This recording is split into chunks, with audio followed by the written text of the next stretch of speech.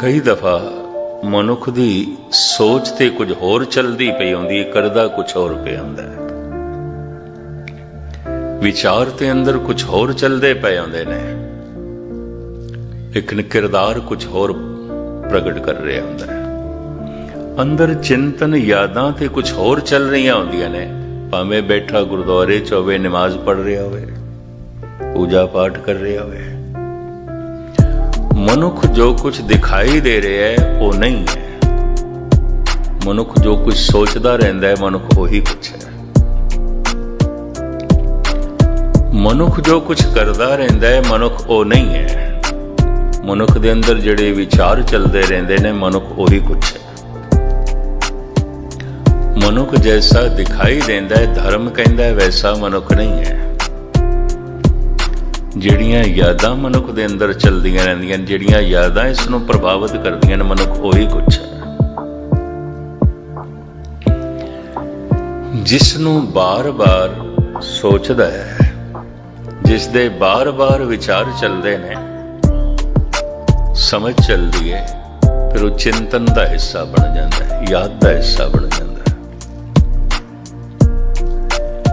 ਇਹੀ याद चार रूप धारण कर दिए, स्नेह, प्रेम, श्रद्धा, भक्ति।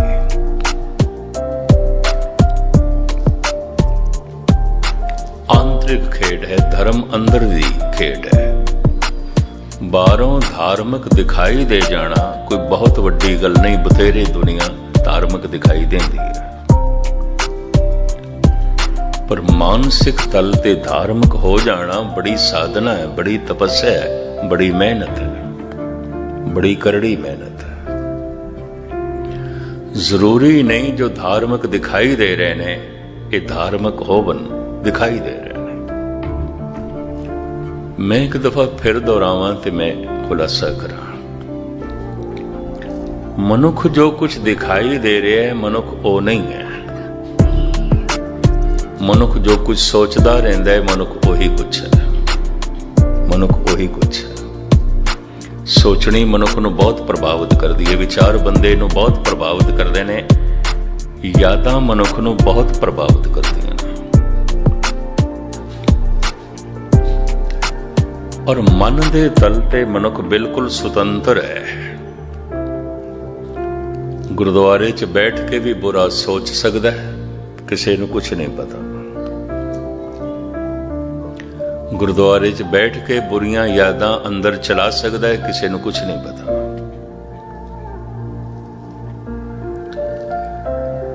किसी धार्मिक सथल दे च बैठ के, मंदिर दे च बैठ के, मस्जिद दे च बैठ के भी माड़े विचार मनुख अपने अंदर चला सकता है, किसी नूं कुछ नहीं पता। सिर्फ परमात्मा नूं पता है, ਉਹਦੀ पहुंच साडे मन तक है। अगर मनुख परमात्मा नूं मनदा ना होवे ते नास्तिक ना होवे, नास्तिक होवे, फिर ऐसे मनुख दा माड़े विचारां नूं रोकना, माड़ियां यादां नूं रोकना बड़ा औखा हो जाएगा, क्योंकि कानून दी ते अंदर तक पहुंच है नहीं, समाज दी ते अंदर तक पहुंच है ही नहीं। किसी नूं की पता मेरे अंदर की विचार चलते पे ने। अंदर तक पहुंच सिर्फ परमात्मा दी है। घट घट के अंतर की जानत, भले बुरे की पीर पछानत, अंतर्यामी। भाई गुरदास एक पंक्ति विच कहंदे ने, अंतर जामी सुन कंपत हूं अंतरगत। हे प्रभु मैं ते कंब जाना, जद पता चलदा तू ते अंदर वेखदा है। तेरी पहुंच ते साडी सोचनी तक असीं की सोचदे रहंदे, तेरी पहुंच ते साडे विचारां तक है। पता है मनोचिंतक की कहंदे ने, मनोविग्यानक। अगर मनुख दी किधरे मनुख दे मन तक भी पहुंच होवे, दुनिया दे च मित्रता भंग हो जाएगी, रिश्तेदारी भी टूट जाएगी, कुछ भी नहीं रहेगा। ऐसा किहड़ा मनुख है जिस दे अंदर किसी वक्त माड़े विचार ना चलते हो, गलत ना सोचदा हो, गलत यादां ना चलदियां। मनोचिंतक ते कहंदे ने जिस नाल बहुत प्यार है, मित्र है, ਉਹਦੇ बारे भी कदी माड़ी सोच नहीं चल सकती है। गलत विचार भरा बारे भी चल सकते हैं, गलत सोचनी पत्नी बारे भी चल सकती है, पति बारे भी चल सकती है, बच्चियां बारे भी चल सकती है। सोचनी दे तल ते मनुख आजाद है, जिस बारे बुरा सोच रहा है वो नहीं वेख सकता, जिस बारे बुरे विचार इसके अंदर चल रहे ने वो नहीं देख सकता, देख ही नहीं सकता, कोल बैठा हुए भावें। तो मन दे तल ते मनुख बिल्कुल स्वतंत्र है, आजाद है। हाँ, मन ते निगाह परमात्मा दी, क्योंकि वो व्यापक है तो उदा वेखना भी व्यापक है, वो व्यापक है, उदा सुनना भी व्यापक है। पेखत सुनत सदा है संगे, मैं मूर्ख जानिया दूरी रे। हर वक्त कोई मनुख किसी नूं नहीं देख सकता, कोई बच्चे हर वक्त मां बाप की निगाह थले नहीं आते, भरा की निगाह थले हर वक्त भरा नहीं आता, पति की निगाह के थले हर वक्त पत्नी नहीं आती, और पत्नी की निगाह के थले हर वक्त पति नहीं आता। पर सारे संसार के जीव परमात्मा की निगाह के थले ने और हर वक्त ने, हर वक्त ने सब कुछ उसकी निगाह के थले। पेखत सुनत सदा है संगे, मैं मूर्ख जानिया दूरी रे। सब तो वड्डी सियाणप है, अकलमंदी है, नेड़े करके जानदा है। परमात्मा नेड़े है, देख रहे है, मैनू सुन रहे है। ये सब तो वड्डी अकलमंदी है, ये सब तो वड्डी दानशमंदी है, और ये सब तो वड्डी मूर्खता है कि रब किथे देखदा फिर। कानून दी ते पहुंच है कोई नहीं, समाज ते देखदा नहीं पिया ते रब नूं मनदा नहीं, वो किथे देखदा है। जो कुछ करना है कर। महाराज कहते हैं प्रभ सब किछ जाने जिन तो किया। तू जो सोचदा रहिंदा है सब कुछ प्रभु नूं पता। नहीं पता होवेगा कानून नूं तो बच गया होवेगा, नहीं पता समाज नूं तेरी इज्जत मान मर्यादा बनी हुई है, लेकिन प्रभु नूं ते पता।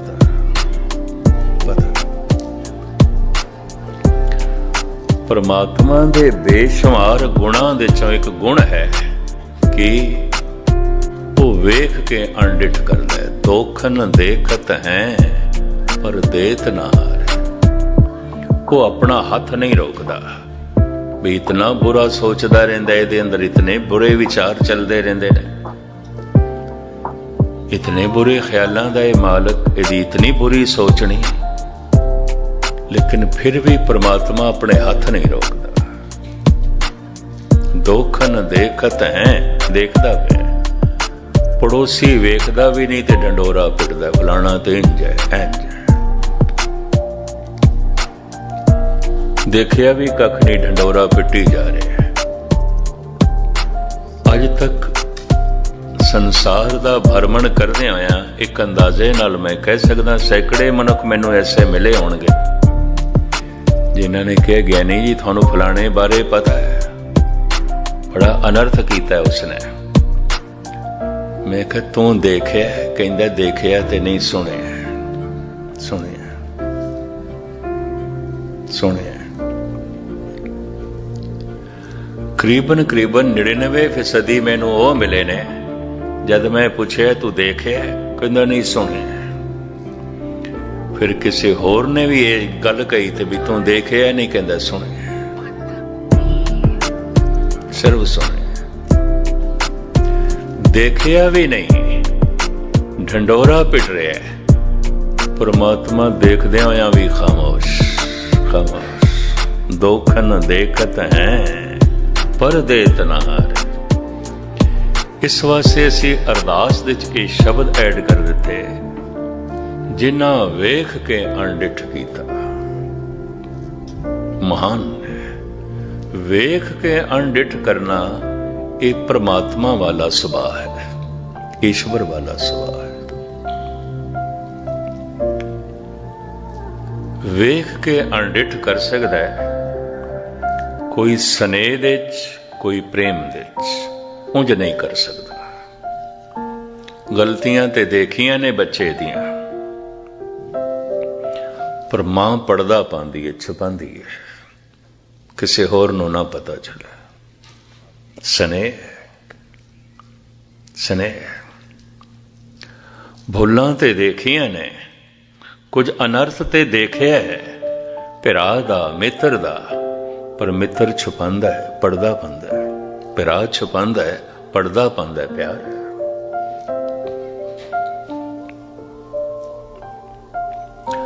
आम हालत विच मनुख वेखदा भी नहीं, ढंडोरा पिटदा है। एक प्यार ही इस वास्ते इसनूं कह दिता गया रब वर्गा ही है। प्यार वेखदा भी है तो खामोश हो जाता है, नजरअंदाज कर देता है। और एक हकीकत है,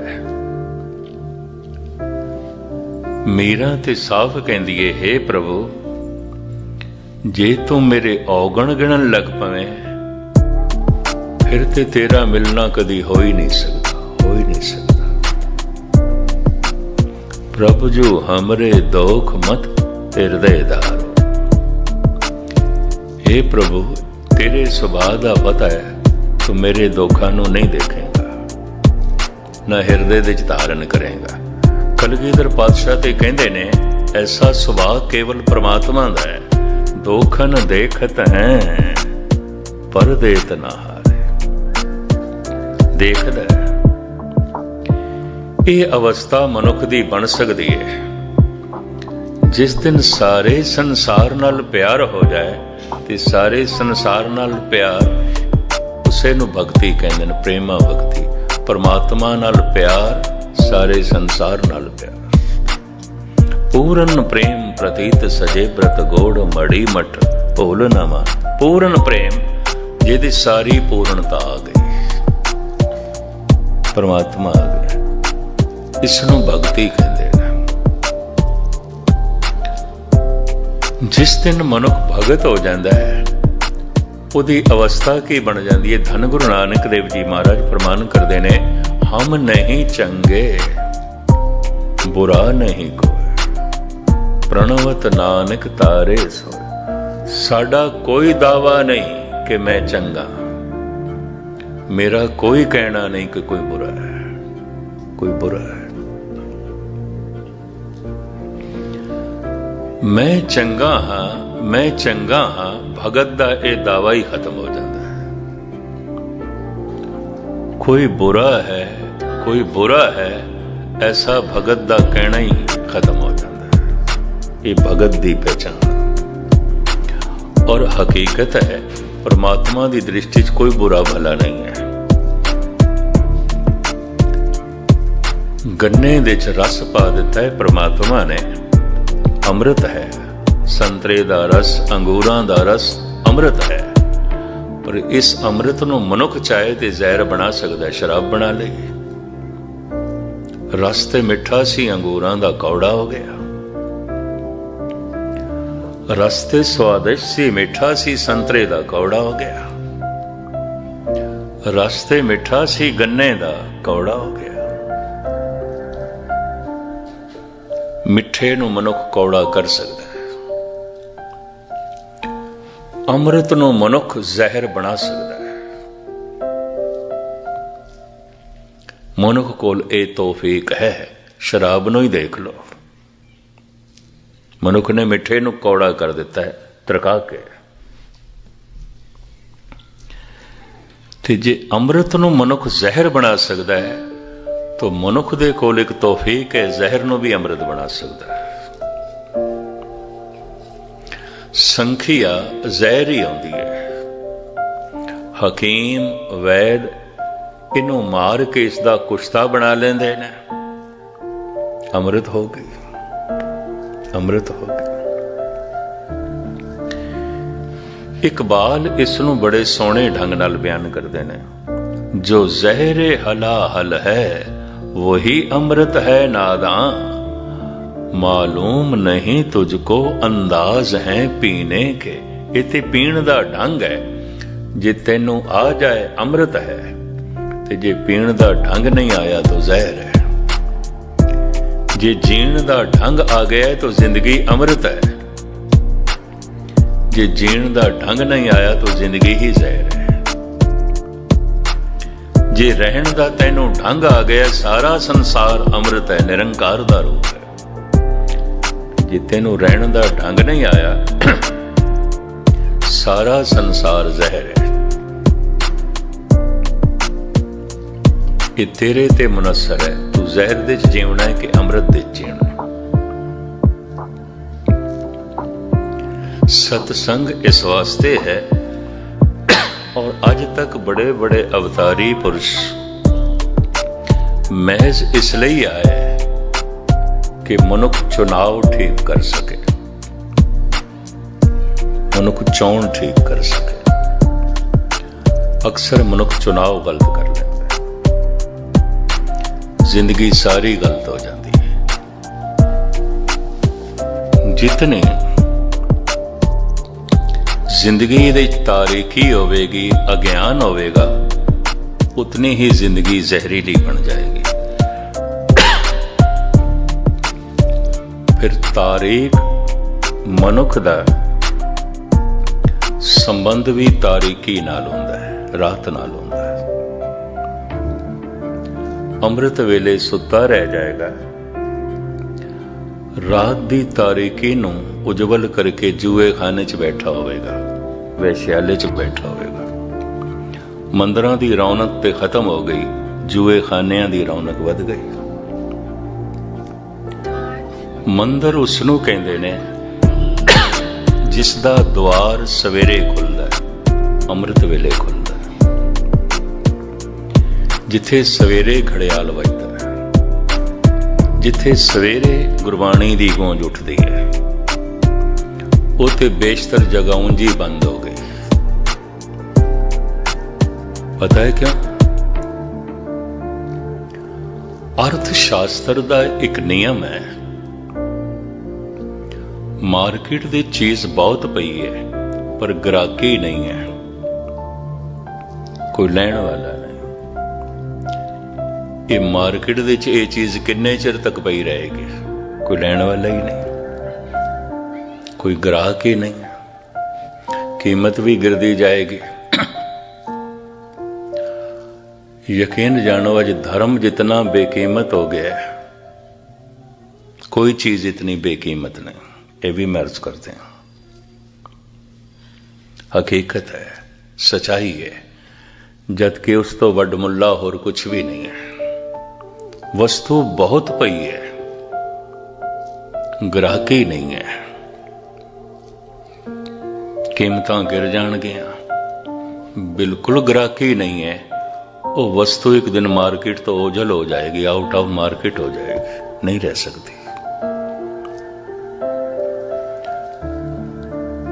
चर्च ते उन्हां दे दरवाजे ते बथेरे बंद हो गए ने, कईयां दे ते दीवा बत्ती भी नहीं होंदी। ये भी मैं अर्ज करते हैं, भारत दे च भी बहुते मंदिरां दे सिर कल्ला पुजारी बैठा रहिंदा है।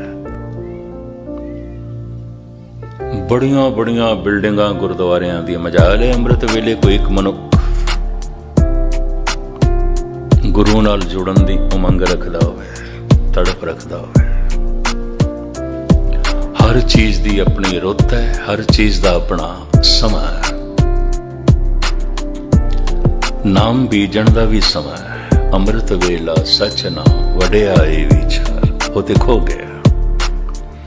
क्लबां दी रौनक वध गई, थिएटरां दी रौनक वध गई, वेश्यालियां दी रौनक वध गई, जुए खानियां दी रौनक वध गई।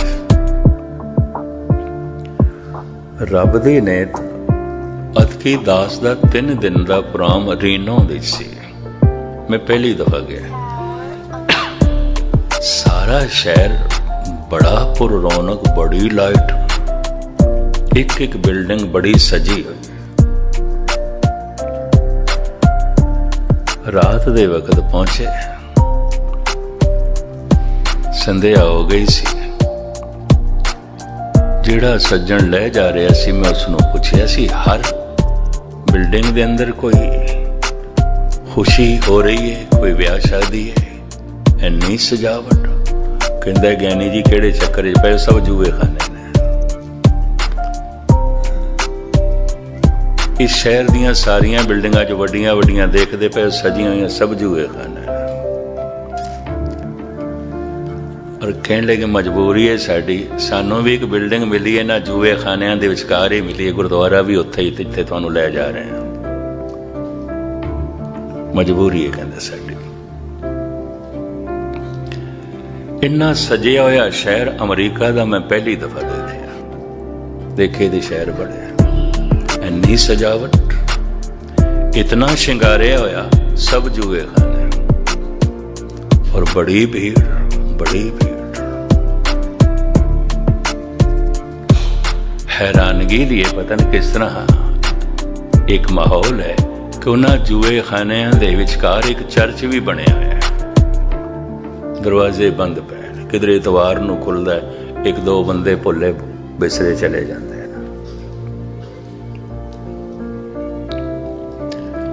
मनुख दी जिंदगी इतनी रात हो गई है, रात नाल संबंध जुड़ रहे हैं, दिन नाल नहीं, अमृत वेले नाल नहीं।